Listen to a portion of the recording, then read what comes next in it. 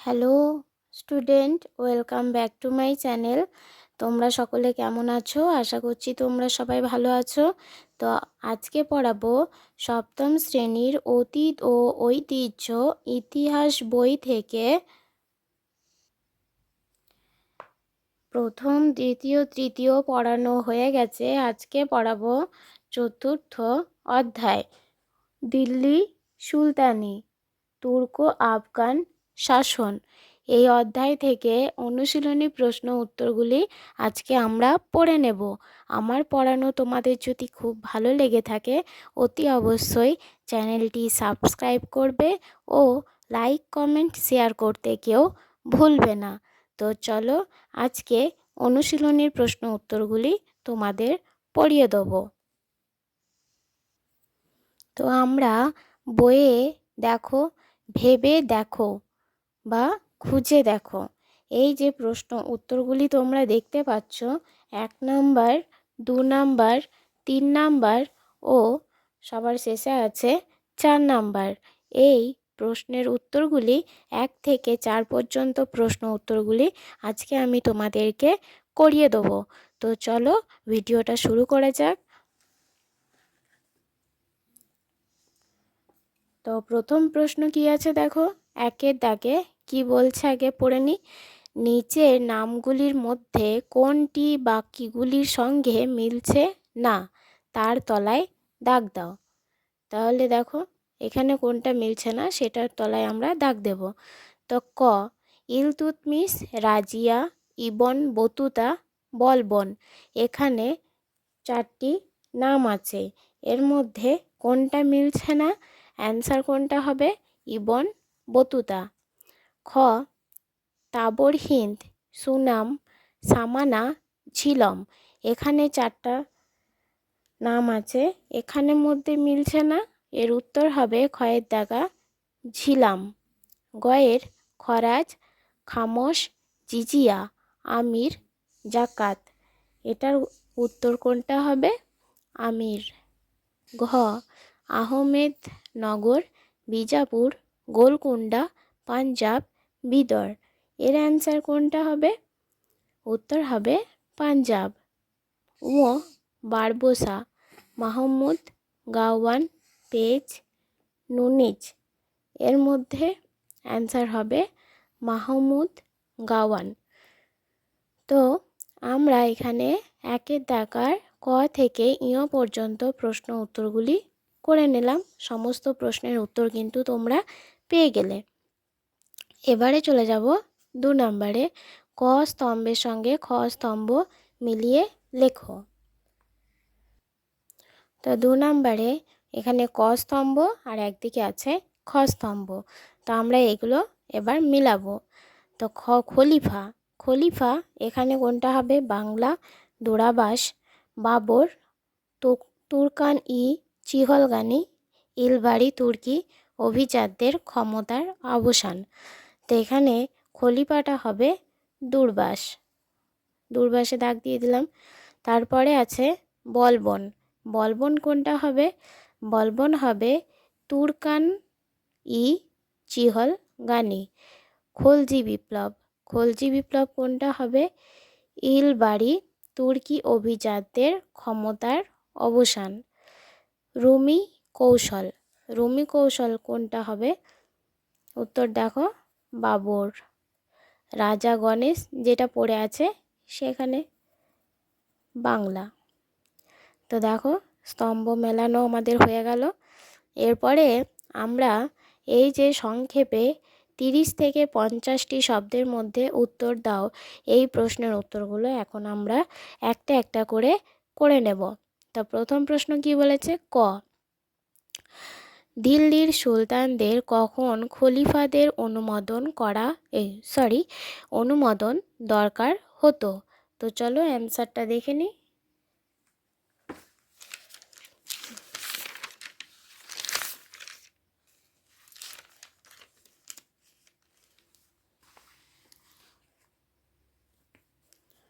তো দেখো 3-এর দাগা কয়ের উত্তর কি বলছে?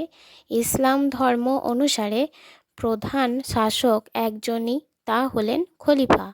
ইসলামের আয়ত্তায় যত অঞ্চল ছিল তার মূল শাসক খলিফা। তিনি মুসলমানদের ধর্মগুরুও বটে। ফলে দিল্লি সুলতানি উপরেও খলিফারাই অধিকার ছিল, যেহেতু মুসলিম সম্প্রদায় এক বিশাল অঞ্চলের শাসন করতেন। একজন খলিফার পক্ষে সমস্ত অঞ্চল শাসন করা সম্ভব ছিল না। তাই খলিফার শাসন তাই খলিফার অনুমোদন নিয়ে নানান অঞ্চলে নানান ব্যক্তি শাসন করতেন। ভারতবর্ষের মুসলিম শাসকগণ সুলতান নামে পরিচিত ছিলেন। এমনিতে সুলতানরা খলিফাকে যে খুব মেনে চলতেন তা নয়, তবে মাঝে মধ্যেই কে সুলতান হবে এ নিয়ে গোলমাল লেগে যেত। তখন কে প্রকৃত সুলতান হবেন তা নিয়ে খলিফার অনুমোদন দরকার হতো। খলিফার অনুমোদনের একটা সম্মান ছিল, তা বাকিরা নাকচ করতে পারতেন না। তো দেখো, এখানে আমরা কয়েক দাগের অ্যান্সারটা পেয়ে গেলাম। এরপরে চলে যাব পরের অ্যান্সারে। তো পরের প্রশ্নটাকে পড়ে নিই। তো দেখো, ক্ষয়ের কি বলছে, সুলতান ইলতুৎমিশের সামনে প্রধান তিনটি সমস্যা কি ছিল? তো ইলতুৎমিশের সমস্যাগুলি কি ছিল, এখানে আমাদের তিনটায় তুলে ধরতে বলেছে। তো চলো উত্তরটা দেখে নাও।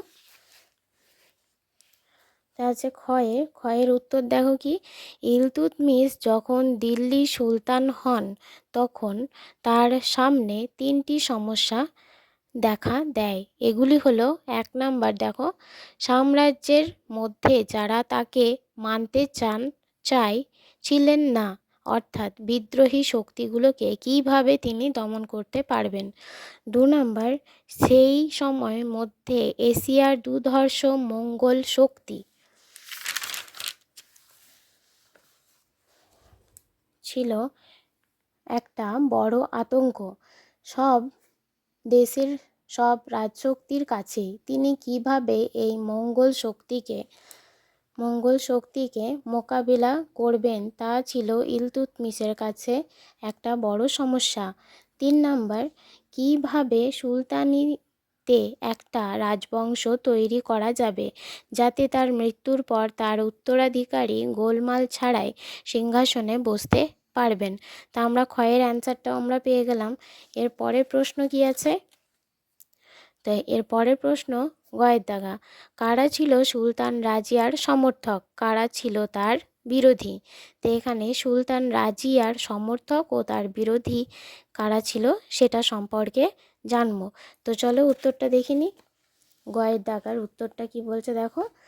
উত্তর, ইলতুৎমিশের সার্থক উত্তরাধিকারী ছিলেন সুলতান রাজিয়া। ইলতুৎমিশের সুলতানদের মধ্যে রাজিয়া ছিলেন যোগ্যতম। ইলতুৎমিশের এক ছেলে অল্প কিছু দিনের জন্যে শাসক হলেও শেষ পর্যন্ত রাজিয়াই ইলতুৎমিশের প্রকৃত উত্তরাধিকারী হতে পেরেছিলেন। রাজিয়া সুলতান হওয়া নিয়ে সমর্থন ছিল সেনাবাহিনী, অভিজাতদের একাংশ ও দিল্লি সাধারণ লোকেদের। তার বিরুদ্ধে ছিলেন তুর্কি অভিজাতরা। এছাড়া উলেমা এবং রাজপুত শক্তিও তার শাসনের বিরোধী ছিলেন। তো দেখো, আমরা এখানে গয়ের অ্যান্সারটা পুরোটাই পেয়ে গেছি। তোমরা ভালো করে দেখে নিয়েছো। এরপর পরের প্রশ্নে চলে যাই। তো পরের প্রশ্ন কি আছে, ঘয়ের দাগা, আলাউদ্দিন খলজি কিভাবে মঙ্গল আক্রমণের মোকাবিলা করেন? তো চলো এর অ্যান্সারটা দেখে নিই।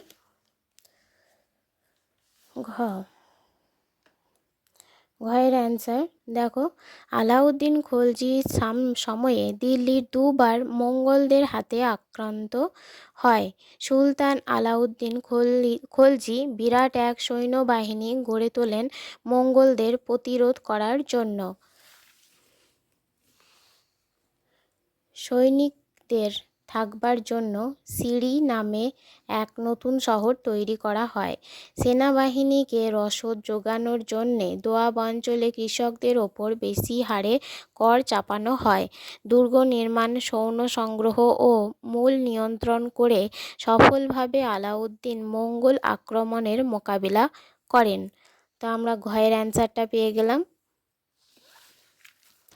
এরপরে চলে যাব পরের প্রশ্নে। ইলিয়াস শাহী এবং হোসেন শাহী বাংলা আমলে বাংলার সংস্কৃতির পরিচয় দাও। এই যে ইলিয়াস শাহী ও হোসেন শাহীর আমলে বাংলা সংস্কৃতির পরিচয়, এই অ্যান্সারটা এখন আমরা পড়ে নেব। তো দেখো এখানে মধ্যাকার অ্যান্সারটা দেখো, চলো পড়িয়ে দিই তোমাদের উত্তর। ইলিয়াস শাহী এবং হোসেন শাহীর আমলে বাংলার সংস্কৃতির উন্নয়ন হয়েছিল। এই সময়ে বাংলা ভাষা ও সাহিত্য, স্থাপত্য প্রভৃতি ক্ষেত্রে উন্নয়ন হয়। হোসেন শাহের আমলে বাংলার লেখালেখির চর্চা বাড়ে। ইলিয়াস শাহী ও হোসেন শাহী সুলতানরা ছিলেন অন্য ধর্মমত বিষয়ে ও উদার। সুলতানদের ধর্মীয় উদারতা বাংলার সব ধর্মের মানুষকে কাছাকাছি আসতে সাহায্য করেছিল। এই সময়েই বাংলার শ্রী চৈতন্যের নেতৃত্বে ভক্তিবাদের প্রচার শুরু হয়। তো এখানে তোমরা ওর অ্যান্সারটা পুরোটাই পেয়ে গেলে। এরপরে আমরা চলে যাব 4 নাম্বার। দেখো এখানে 100 থেকে 120টি শব্দের মধ্যে উত্তর দিতে বলেছে। এখানে প্রত্যেকটি প্রশ্নের উত্তর এখন আমরা এক এক করে পড়ে নেব। তো প্রথম প্রশ্নটা কি বলেছে যে 4-4 দাগা 4-2। তো প্রথম প্রশ্ন 4-2 মানচিত্র থেকে আলাউদ্দিন খলজি দাক্ষিণাত্যের অভিযানের বিবরণ দাও। তো চলো এর অ্যান্সারটা দেখে নিই। দেখো 4 ক উত্তর কী হয়েছে, আলাউদ্দিন খলজি দিল্লির প্রথম সুলতান, যিনি দক্ষিণ ভারতে সুলতানি সাম্রাজ্যের বিস্তার ঘটান। এই অভিযানের নেতৃত্ব দিয়েছিলেন তার সেনাপতি মালিক কাফুর। আলাউদ্দিন খলজি সৈন্যদল সেনাপতি মালিক কাফুরের নেতৃত্বে 1305 খ্রিস্টাব্দে মান্ডু জয় হয়। তারপর 1311 খ্রিস্টাব্দে দেবগিরি অধিকার করে। ওই বছরেই আলাউদ্দিন খলজি ওয়ারঙ্গল জয় করেন। এরপর একে একে হৈসল ও কাকতীয় দখল করেন। তারপর তার দখলে আসে দ্বার সমুদ্র। এরপর তার সৈন্যদল জয় করে তাঞ্জোর, সবশেষে মাদুরাই এবং পান্ডু জয় করে আলাউদ্দিন তার দাক্ষিণাত্য অভিযান শেষ করেন এবং ভারত মহাসাগরের সীমানা অবধি তার রাজ্য বিস্তৃত হয়। তা দেখো আমরা পরেরটা পেয়ে গেছি, কয়েক দাগার অ্যান্সার হয়ে গেল। এরপরে আমরা চলে যাব পরের প্রশ্নে। এই যে ক্ষয়ের প্রশ্নটা কি বলছে চলো দেখি আগে প্রশ্নটা। দিল্লি সুলতানদের মধ্যে তাদের অভিজাতদের কেমন সম্বন্ধ ছিল তা লেখো। তো এখানে অ্যান্সারটা পড়ে নিই। দিল্লি সুলতানদের সাথে তাদের অভিজাতদের সম্পর্ক ছিল অমূল্য মধুর। দিল্লির মসনদে বসার জন্যে মুসলিম শাসকদের অভিজাতদের সমর্থন প্রয়োজন ছিল। অভিজাতরা সমর্থন জানালে সিংহাসন দখল করা ছিল সহজ, কিন্তু অভিজাতরা যদি বিরুদ্ধে থাকতেন তাহলে শাসনকার্য চালানো সহজ হতো না এবং বেশিরভাগ ক্ষেত্রে সিংহাসন থেকে বিতাড়িত হতে হতো। এইভাবেই জনসাধারণ এবং সৈন্যবাহিনীর সমর্থন থাকা সত্ত্বেও শুধুমাত্র অভিজাতদের অসহযোগিতার জন্য সুলতান রাজিয়াকে শুধু সিংহাসন নয়, তাকে প্রাণ পর্যন্ত ত্যাগ করতে হয়েছিল। অনেক সময় দেখা গেছে অভিজাতরা বিদ্রোহ করে আগের সুলতানের বংশধরকে সরিয়ে দিয়ে নিজেই শাসক হয়ে বসেছে। ত্রয়োদশ শতকের দিল্লি সুলতানিতে এমন ঘটনা একাধিকবার ঘটেছে। যেমন ইলতুৎমিশের পুত্র নাসিরউদ্দিন মাহমুদ শাহের রাজত্বকালে 1246 থেকে 66 খ্রিস্টাব্দ পর্যন্ত গিয়াসউদ্দিন বলবর নামে একজন তুর্কি আমির ক্ষমতাশালী হয়ে উঠেছিলেন। শেষ অবধি 1266 খ্রিস্টাব্দে তিনি নিজেই সুলতান হন। তো দেখো ক্ষয়ের অ্যান্সারটা আমরা পেয়ে গেলাম। এরপরে চলে যাব আমরা পরের প্রশ্ন। গ, ইকতা কি? কেন সুলতানরা ইকতা ব্যবস্থা চালু করেছিলেন? তো চলো প্রশ্নটা পড়ে নিয়েছি, এবার অ্যান্সারটা দেখে নিই। এখানে দেখো গয়ের উত্তর, দিল্লি সুলতান সাম্রাজ্যের সীমানা ক্রমশ বৃদ্ধি করেছিলেন। নতুন অধিকার করা অঞ্চল থেকে রাজস্ব আদায় ও শান্তি বজায় রাখার দরকার ছিল। সুলতানরা যেসব রাজ্য জয় করলেন সেই রাজ্যগুলি এক একটা প্রদেশের মতো ধরে নেওয়া হলো। এই প্রদেশগুলিকে বলা হতো ইকতা। মধ্য এশিয়ার ইসলামীয় সাম্রাজ্য সামরিক অভিজাতদের ইকতা দেওয়া হতো। এই ইকতাগুলি নির্দিষ্ট সময়ের জন্য দেওয়া হতো। নবম শতকে এই ব্যবস্থার উৎপত্তি হয়। রাজকোষে তখন যথেষ্ট পরিমাণে রাজস্ব জমা পড়ছিল না।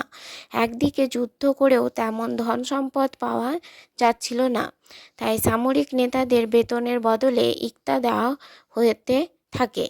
একাদশ শতকে সেলজুক তুর্কি সাম্রাজ্যের ইকতা ব্যবস্থার প্রচলন লক্ষ্য করা যায়। এই সময় সাম্রাজ্যে প্রায় অর্ধেক অংশ ইকতা হিসাবে ভাগ করা হয়। কোথাও কোথাও এই ব্যবস্থা বংশানুক্রমিক হয়ে যায়। তা আমরা এখানে গয়ের দেখা ইকতা কি সেই প্রশ্নের পুরোটাই অ্যান্সার আমরা পেয়ে গেলাম। এরপরে চলে যাব পরের প্রশ্নে। তো পরের প্রশ্ন ঘ, আলাউদ্দিন খলজির সময় দিল্লির বাজার দর নিয়ন্ত্রণ বিষয়ে তোমার মতামত লেখো। তো চলো এই অ্যান্সারটাও পড়ে নিই।